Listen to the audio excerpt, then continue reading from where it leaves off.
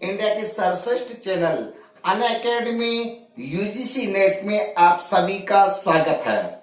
मैं आचार्य ओपी गुप्ता संस्कृत में आज स्पेशल क्लास लेकर उपस्थित हुआ हूं। आज हम चर्चा करेंगे। जय श्री कृष्णा, राधे राधे, गुड मॉर्निंग, जल्दी जल्दी जुड़ जाइए। आज मैं आपके लिए लेकर आया हूं लाइव टेस्ट, आपके लिए लेकर आया हूं टेस्ट। ठीक है, आज अपन जो नेट जेआरएफ का संस्कृत का 25 कोड का जो पाठ्यक्रम है उसके ऊपर चर्चा करेंगे, वो भी किसके माध्यम से? टेस्ट के माध्यम से। ध्यान रखें मित्रों, टेस्ट का मतलब यहां पर है कि जो नेट का जो अपने पेपर है उस पेपर में जो प्रश्न आने की संभावना है उन प्रश्नों को लेकर के ही मैं उपस्थित हुआ हूं। आपको पता है कि कल जो टेस्ट हुआ था उसमें महत्वपूर्ण प्रश्न आए हैं, उसी प्रकार से आज भी जो टेस्ट है उसमें महत्वपूर्ण प्रश्न है। तो इन सभी प्रश्नों को अपने एक रजिस्टर बना लीजिए, उसमें नोट डाउन कीजिए। जो टॉपिक चल रहा है अपना उसको भी नोट डाउन कीजिए। ठीक है, जैसे काव्य प्रकाश का काव्य प्रयोजन हो गया उसको भी नोट डाउन कीजिए और इसको भी नोट डाउन कीजिए। बस लाइव क्लास, लाइव जो टेस्ट होगा हमारा, ठीक है, वो होगा सैटरडे और संडे को, यानी शनिवार और रविवार को होगा। इसलिए आप तैयार रहिए। जो आपने पूर्व में पढ़ा है बस उसी का मूल्यांकन है। तो चलते हैं। गुणों की साम्य अवस्था क्या कहलाती है? जल्दी जल्दी उत्तर दीजिए। आपने कल टेस्ट दिया होगा, बिल्कुल। तो ध्यान रखिए, जब भी टेस्ट हो, विशेषकर जब भी आपकी 2 बजे क्लास होती है रोजाना, तो 2 बजे क्लास हो तो वहां पे उस टाइम आप लाइव रहे, और विशेषकर टेस्ट के दिन तो जरूर ही रहे। ठीक है, गुणों की साम्य अवस्था क्या कहलाती है? उत्तर दीजिए। तो गुणों की साम्य अवस्था क्या कहलाती है? तो उत्तर दीजिए जल्दी जल्दी। और इसका सही उत्तर होगा प्रकृति। इसका सही उत्तर है हमारा प्रकृति। गुणों की साम्य अवस्था क्या कहलाती है? तो प्रकृति। क्लियर? इसका एक बार स्क्रीनशॉट ले लीजिए, स्क्रीनशॉट ले लीजिए। ठीक है, अगला प्रश्न देखिए। पंच तन्मात्राओं से क्या उत्पन्न होते हैं? जल्दी जल्दी उत्तर दीजिए। पंच तन्मात्राओं से क्या उत्पन्न होते हैं? प्रश्न, पंच तन्मात्राओं से क्या उत्पन्न होते हैं? उत्तर, सही उत्तर है पंच महाभूत। पंच महाभूत उत्पन्न होते हैं भाई। अगला बिल्कुल प्रश्न है पंच तन्मात्राओं से क्या उत्पन्न होते हैं? पंच महाभूत। एक बार स्क्रीनशॉट ले लो। अगला प्रश्न देखिए। प्रत्येक सर्ग में, अगला प्रश्न है, प्रत्येक सर्ग के कुल कितने भेद होते हैं? जल्दी जल्दी बताइए। प्रत्येक सर्ग के कुल कितने भेद होते हैं? तो प्रत्येक सर्ग के कुल 50 भेद होते हैं। ध्यान रखिए, प्रत्येक सर्ग के कुल 50 भेद होते हैं। क्लियर है? स्क्रीनशॉट ले लीजिए। अगला प्रश्न देखिए। तत्वों में अतत्वों के मिथ्या ज्ञान को क्या कहते हैं? तत्वों में अतत्वों के मिथ्या ज्ञान को क्या कहते हैं? जल्दी जल्दी बताइए। तत्वों में अतत्वों के मिथ्या ज्ञान को क्या कहते हैं? आंसर, उत्तर दीजिए। तो तत्वों में अतत्वों के मिथ्या ज्ञान को विवर्त कहते हैं। क्या कहते हैं? विवर्त कहते हैं। सब ये दर्शन का पार्ट है बेटा, दर्शन के प्रश्न है ये। तत्वों में अतत्वों के मिथ्या ज्ञान को क्या कहते हैं? तो विवर्त। एक बार स्क्रीनशॉट ले लो, स्क्रीनशॉट ले लो। अगला प्रश्न देखिए। तर्क भाषा के अनुसार कर्म कितने प्रकार का होता है? तर्क भाषा के अनुसार कर्म कितने प्रकार का होता है? ध्यान रखना है। तर्क भाषा के अनुसार पूछ रहा है कर्म कितने प्रकार का होता है? जल्दी जल्दी बताइए। तर्क भाषा के अनुसार कर्म कितने प्रकार का होता है? जल्दी। तर्क भाषा के अनुसार कर्म 5 प्रकार का होता है। कितने प्रकार का? 5 प्रकार का होता है।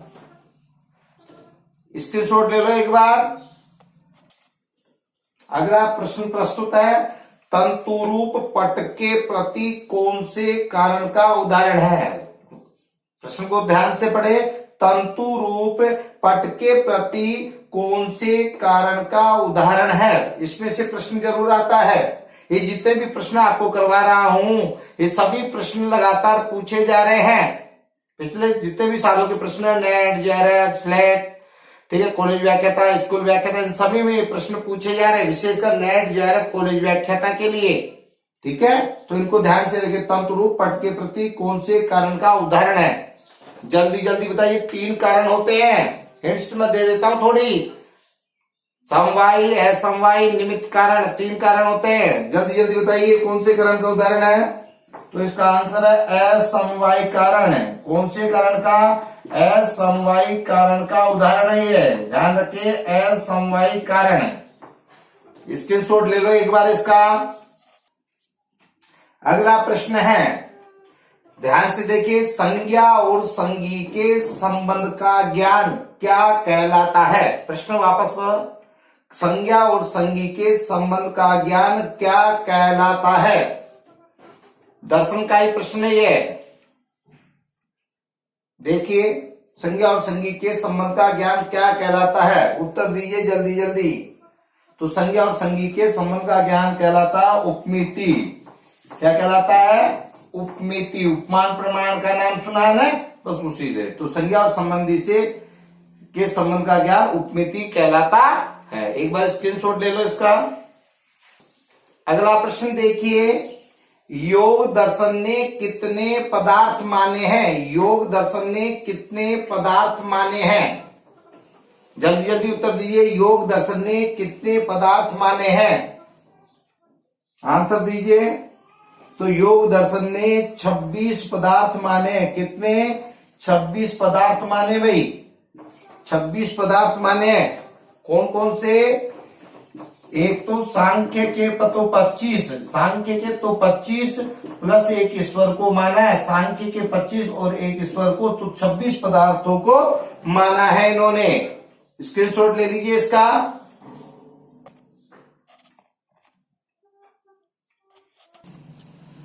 अगला प्रश्न है, निरुक्त के प्रतिपाद्य विषय कितने हैं? निरुक्त के प्रतिपाद्य विषय कितने हैं? जल्दी जल्दी बताइए, निरुक्त के प्रतिपाद्य विषय कितने हैं?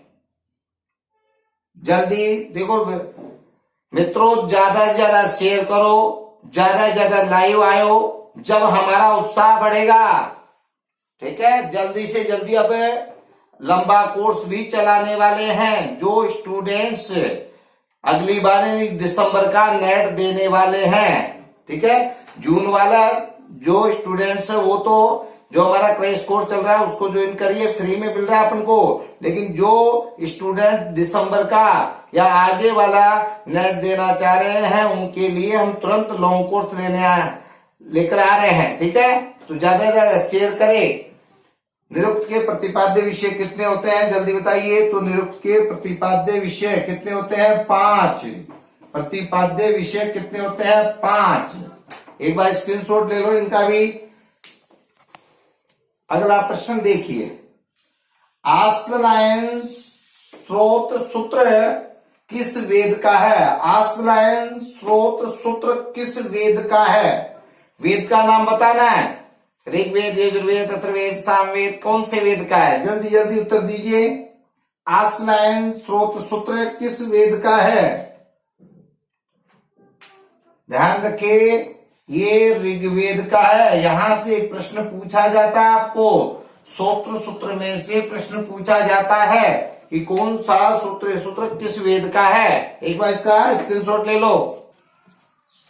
अगला प्रश्न है हमारा कि लघुत्रयी में कौन से काव्य आते हैं? लघुत्रयी में कौन से काव्य आते हैं? ये वाला प्रश्न जरूर आता है, एक लघुत्रयी का एक बृहत्त्रयी का, तो इनको जरूर याद कर ले। ये first grade, second grade, net, college व्याख्याता, संस्कृत साहित्य का इतिहास, जहां पर भी संस्कृत साहित्य से इतिहास से संबंधित प्रश्न आ रहे हैं। ठीक है, तो संस्कृत साहित्य के सब जगह संस्कृत साहित्य चलता अपना। नेट में नेट जेआरएफ तो एक है, कॉलेज व्याख्याता में, स्कूल व्याख्याता में, एमपीटेट आदि में, डीएसएसबी, केवीएस आदि सभी में। तो देखिए, तो लघुत्रयी में कौन से काव्य आते हैं? जल्दी जल्दी उत्तर दीजिए, जल्दी जल्दी शेयर भी करते जाइए।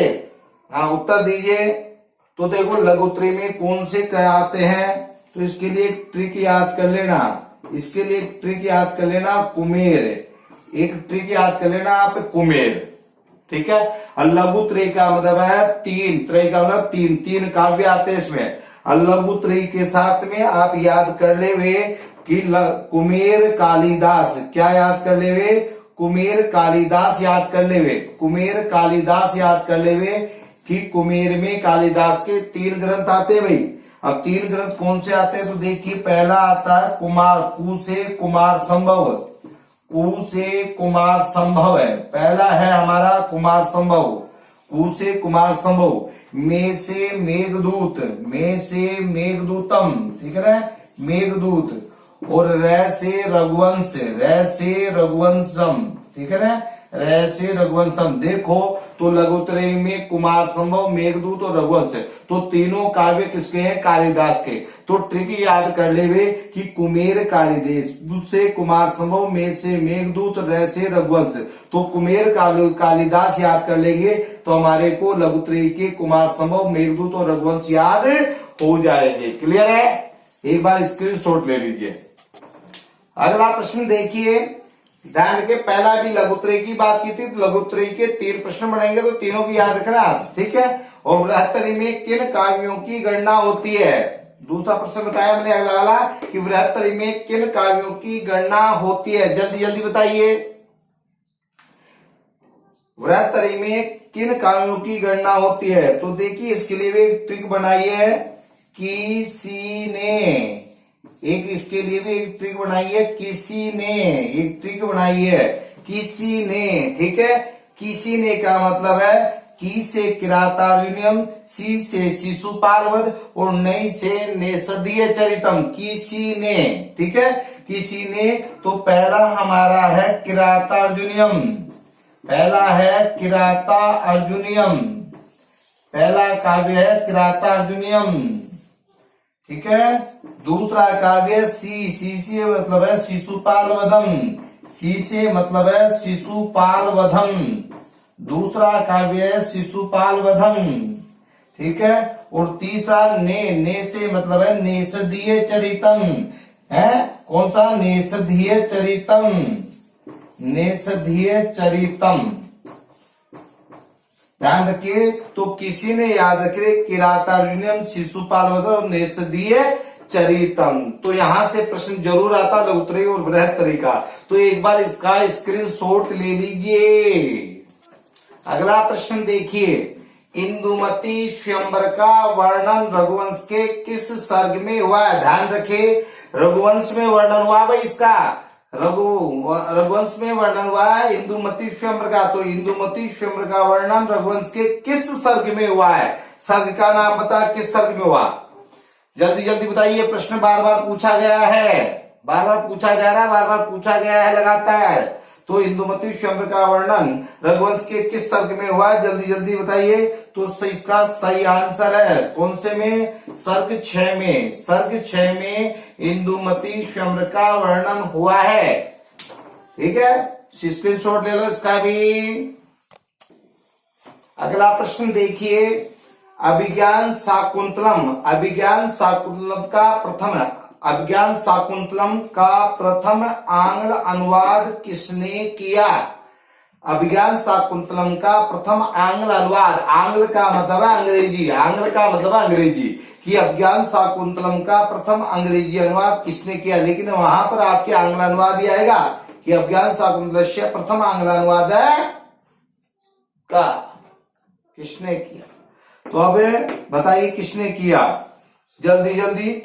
तो उसका नाम है विलियम, उसका नाम है William, William Jones, William Jones ने किया है बेटा, ध्यान रखिए।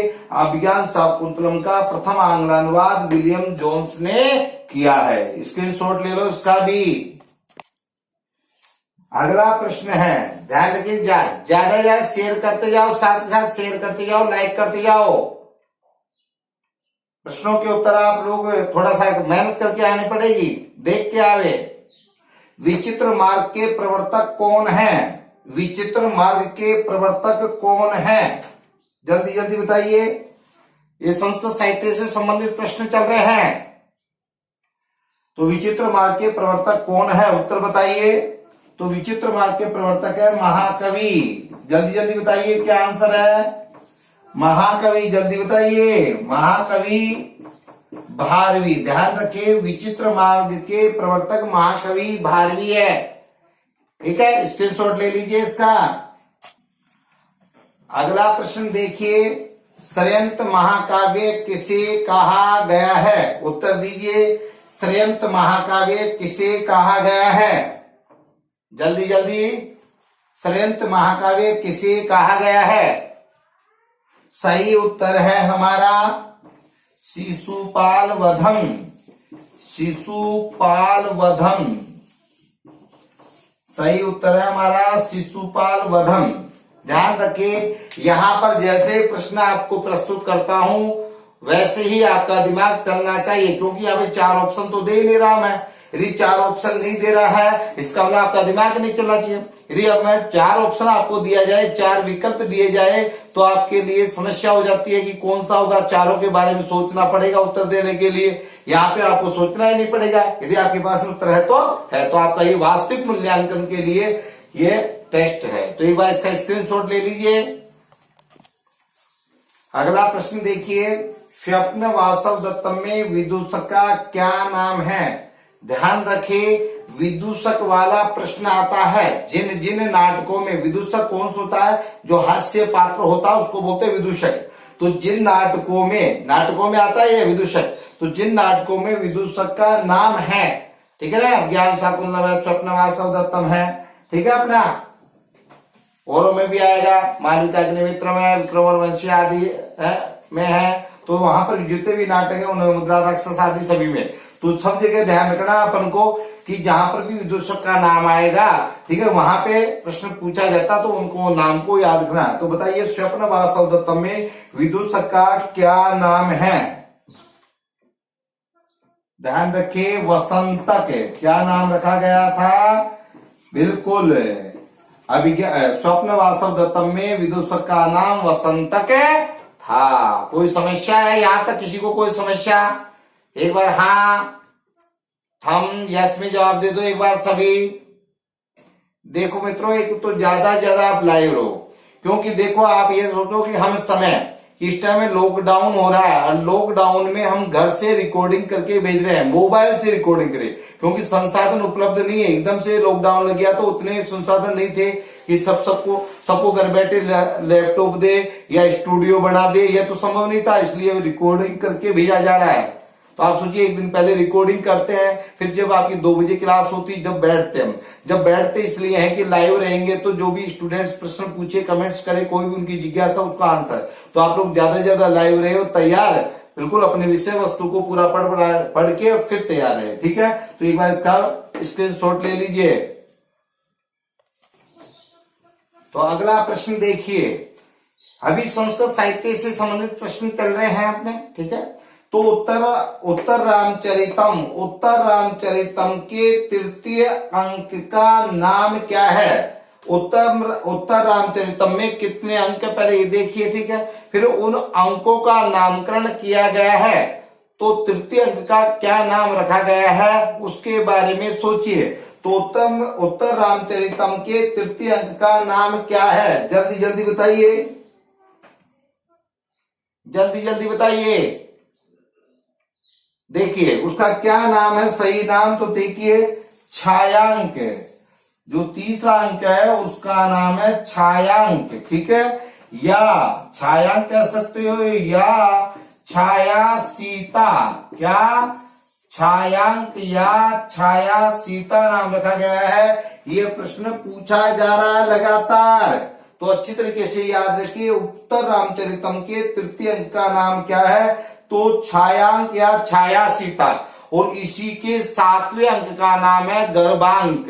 तो तीसरे और 7वें का पूछा जाता है, तो इनको अच्छी प्रकार से याद रखे। उत्तर रामचरितम के तृतीय अंक का नाम तो छायांक या छाया सीता है, और 7वें अंक का नाम है गर्भांक। क्लियर? इसका स्क्रीनशॉट ले लीजिए। अगला प्रश्न देखिए, नायिका व विदूषक रहित नाटक कौन सा है?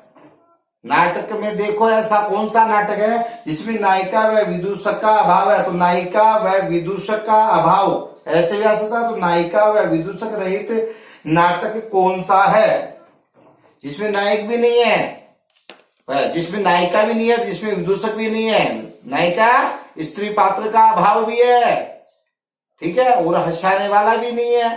तो बताइए कौन सा है, नायिका व विदूषक रहित नाटक कौन सा है, जल्दी जल्दी बताइए। देखिए तो उस नाटक का नाम है मुद्रा राक्षसम। नाटक का नाम है मुद्रा राक्षसम। नायिका व विदूषक का अभाव है, वह नाटक है मुद्रा राक्षसम। ठीक है, तो अच्छी तरीके से याद रखना, यह प्रश्न भी पूछा गया है बार बार। ध्यान रखिए, जितने भी प्रश्न दे रहा हूं मैं, जितने भी टेस्ट में दूंगा या मोस्ट इंपोर्टेंट जो दूंगा पूरा का पूरा, देखो जब टॉपिक चलेगा उसमें तो उस टॉपिक से संबंधित पूरी बातें बताऊंगा जिनके प्रश्न बनते हैं। और जो आपको यहाँ पे लिया जाएगा, ठीक है, यहाँ पे जो लिया जाएगा उसमें मैं आपको जो टेस्ट है इसमें जो उन टॉपिक से प्रश्न बनेंगे, भाई जो टॉपिक पढ़ाएंगे वो टॉपिक में जो काव्य प्रयोजन मैंने पढ़ाया, तो काव्य प्रयोजन से संबंधित जो भी प्रश्न बनेगा वो पूरा उसमें आ जाएगा। ठीक है, काव्य हेतु पढ़ाऊंगा उसमें आ जाएगा, लेकिन उसमें से जो प्रश्न बनेंगे वो आपको टेस्ट के बाद। तो एक बार स्क्रीनशॉट ले लो इसका। अगला प्रश्न देखिए, आचार्य आनंदवर्धन ने काव्य की आत्मा किसे माना है। प्रश्न वापस रिपीट कर रहा हूं, आचार्य आनंदवर्धन ने काव्य की आत्मा किसे माना है। ठीक है, सबसे पहले प्रश्न का उत्तर देने से पहले तो आपके दिमाग में यह आना चाहिए कि आचार्य आनंदवर्धन ने कौन सा काव्य लिखा है। ठीक है, आचार्य आनंदवर्धन ने कौन सा काव्य लिखा है, सबसे पहले तो ये आपके दिमाग में आना चाहिए। जब ये दिमाग में आएगा जब उसका उत्तर आपके पास में प्राप्त होगा, क्योंकि जब तक आपके पास में ये नहीं आएगा जब तक तो उत्तर ही प्राप्त नहीं होगा आपको। तो आचार्य आनंदवर्धन ने, पहले उसके बारे में सोचिए कि आचार्य आनंदवर्धन ने काव्य की आत्मा किसे माना। पहले काव्य का दिमाग में लाओ और फिर उन्होंने किसको माना आत्मा, तो उसके लिए अपन चर्चा करेंगे। तो आचार्य आनंदवर्धन ने काव्य की आत्मा किसे माना है, जल्दी जल्दी उत्तर दो, जल्दी जल्दी उत्तर दो। हाँ जी, जल्दी जल्दी बताइए।